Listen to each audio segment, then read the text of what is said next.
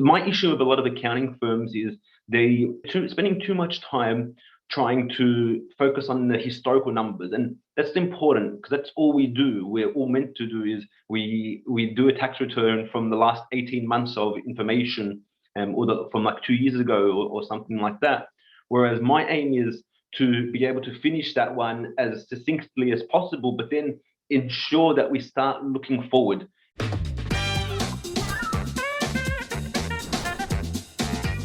So joining me on the line today, I've got Mark Mansour from Worldwide Accountancy. Welcome to the call, Mark. Thank you. Thanks, Dave. Thanks for having me. It's a pleasure. It's a pleasure. Maybe give us a bit of a snapshot of what Worldwide Accountancy is all about.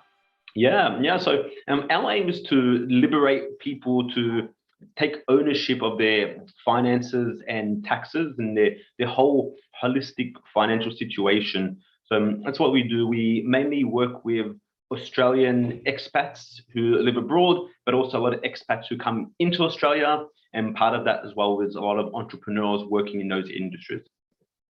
Great. So what made you choose that market? Well, I was living in Canada and I was a chartered accountant.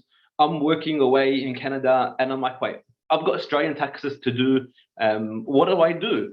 And I'm like, if I'm confused and I've worked in tax and accounting and I'm a chartered accountant, and there must be thousands of other people in the same scenario. So I reached out to the Toronto Australian group and spoke to a lot of people around there, and a lot of people had no clue. So I'm like, well, this could be a decent industry to get into. And yeah, I've been loving it. So yeah, it's been great.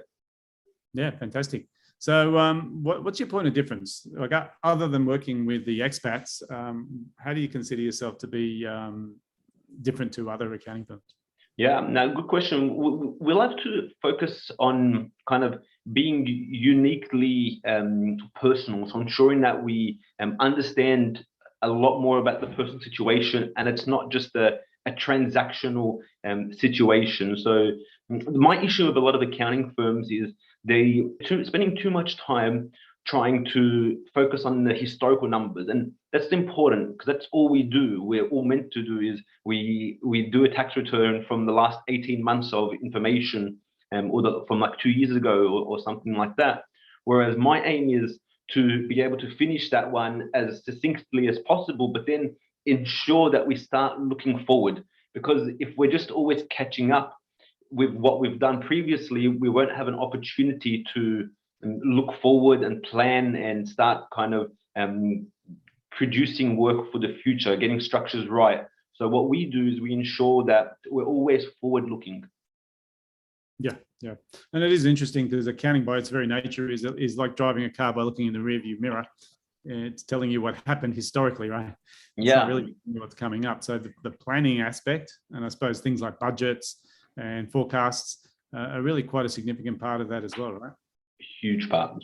And also ensuring structure, your current like business structure or taxation structure is in place as well, and you put it to fit your needs. A lot of people, and there's so many different structures that could utilize, whether it's just a sole trader or a partnership or a company or a trust, or different variations of trust or different variations of companies. There's a lot to it as well. So we look deep into how the client, what their goals are, what their objectives are, what's going to be the most effective situation for them, and then tailoring our solution to them. Yeah, fantastic. So this is a fairly young business, isn't it? It's only been around for Yeah.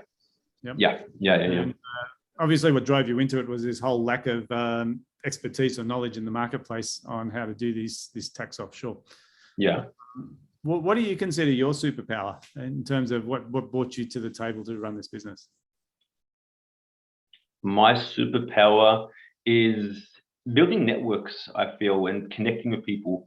I feel like most connections I have with people are always kind of rewarding for both sides of things. So, and knowing that I can always help someone as well.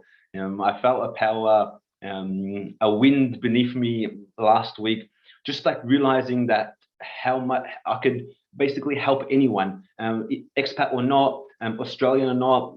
I've got so much knowledge within financial structures and tax and accounting and analyzing your net worth and taking ownership of different aspects of your investments and how to structure them, that I know that I could help just about anyone. So that's a very humbling feeling, but also a very empowering feeling as well.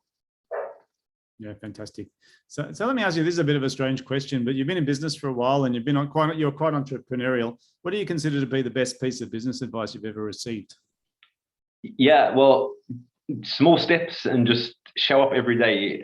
That's what I've been kind of working on recently, especially like earlier this year, late last year, just because business is cyclical and you got to be aware of it. It depends on your business, obviously, but my business at least is cyclical, and certain times, like say January and December, they're kind of quiet. So instead of kind of feeling down and kind of blaming other people or blaming kind of the time, and be aware of that and just keep your small steps and just keep going at it one by one. So that, and being relentless and showing up every day.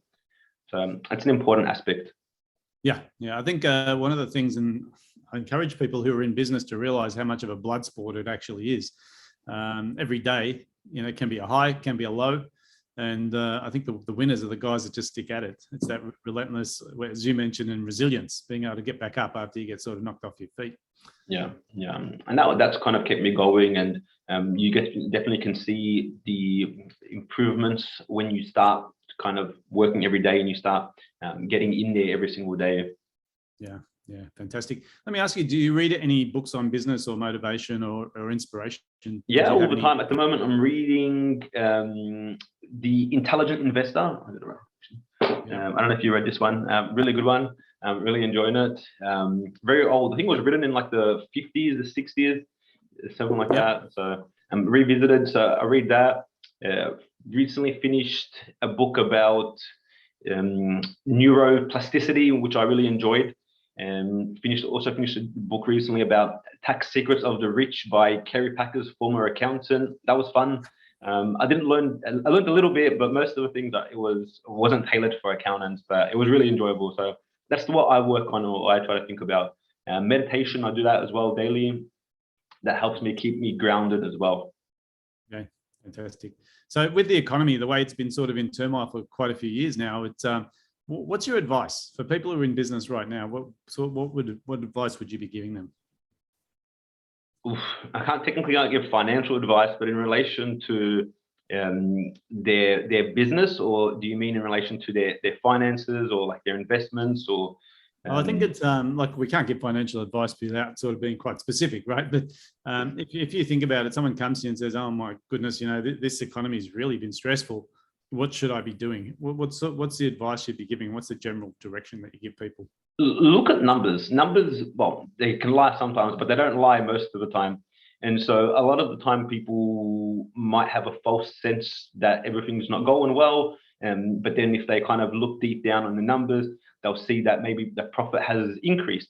And then it kind of gives them motivation, or they can start doing a bit more analysis around their costs and try to see if there's ways in which you can reduce your costs to keep profitability up. For me, I'm a big believer in the numbers. I'm a numbers guy, so I love seeing the numbers and appreciating them and painting a picture with those numbers. So if someone comes to me and they're stressed and they want to learn, they want to kind of see more, I would tell them to, let's take a step back, look at a holistic picture, look at where you've been as well. A lot of the times people don't consider how much they've grown financially, but also mentally, physically, spiritually.